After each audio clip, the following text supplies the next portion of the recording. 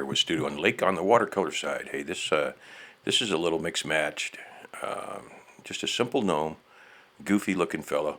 There's one. This is a preview of something that's coming up, a little more of an advanced gnome, which will be up in a couple days. Layers on it. He had a blue layer initially, kind of a blue gray. Put some white gouache over it, and then came back and highlighted with this, and it'll dry a little bit lighter.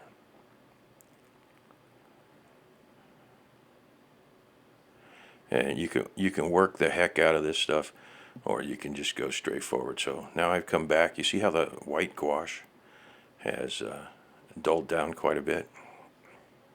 I wanted to brighten that up just a little bit around his Santa cuffs, snowballs on his feet, and then up there in the top.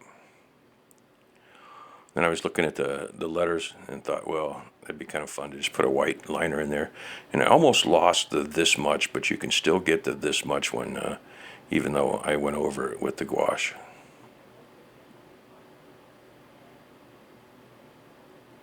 And that's a liner brush, my favorite one. It's older than dirt. One of the neat things about watercolor painting is brushes don't tend to destroy, and you can keep them for years and years, versus oil painting, where if you don't clean the brushes one time, you kind of messed them up. So I kind of like where he went. He's pretty simple. Like I said, I wasn't fond of this gnome, but I do sign all the work just in case. And there you go. You see that. So that's the end of this one. Click like, comment, and subscribe. Get the channel over 1,000. Hey, thanks a lot. This has been Ben with Studio on the Lake.